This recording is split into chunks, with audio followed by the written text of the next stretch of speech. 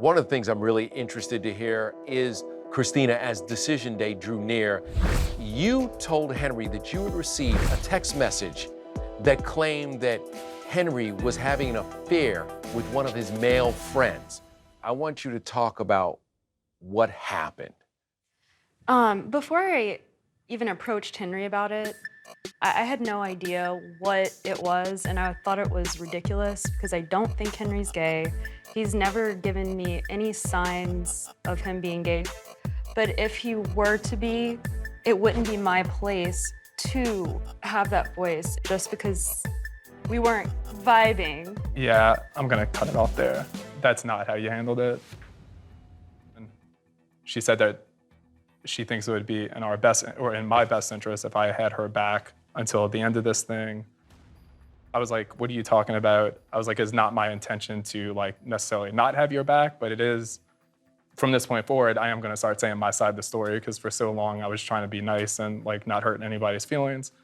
And so then she holds her phone up and says, well, I think it's in your best interest because I have some really strong evidence on my phone. Like, so I'm essentially being gaslighted. And then she finally said what it was. She said she received a text from an unknown number from a guy that said I was having an affair with him. And I tried, I'm just gonna be nice, I tried really hard not to crack up laughing, and that was it.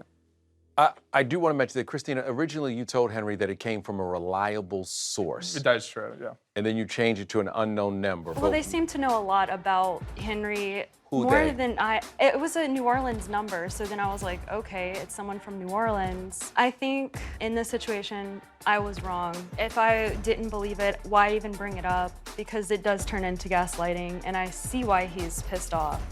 But you had to believe it in order to try to essentially blackmail me with it. Like, and also, I'm not going to get too far into this. I know for a fact that you told other people that you thought I was gay, so that's a lie.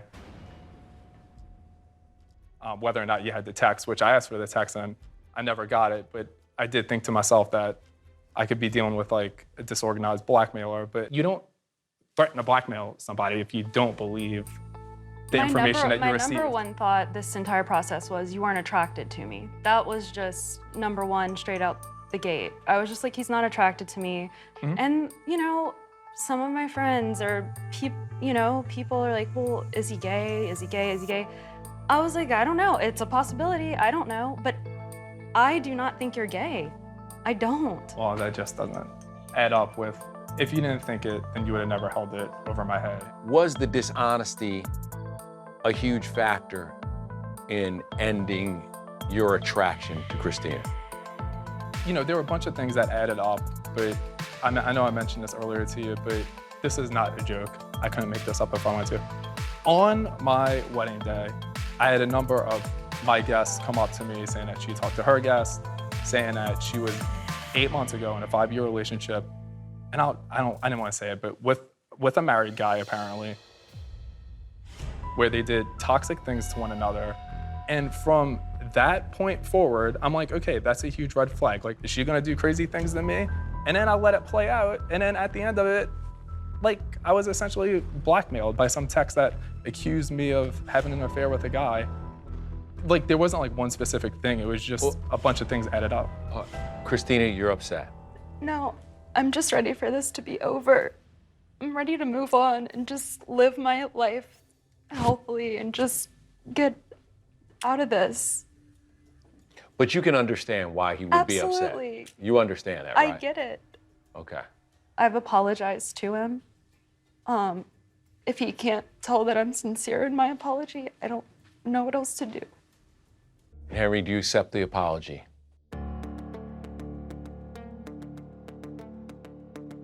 I acknowledge the apology.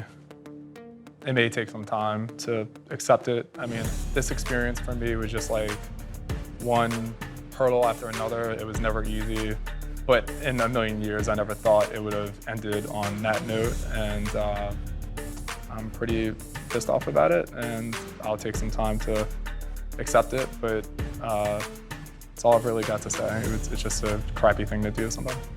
Is there anything else you want to say to Henry? It's okay. Let's move on.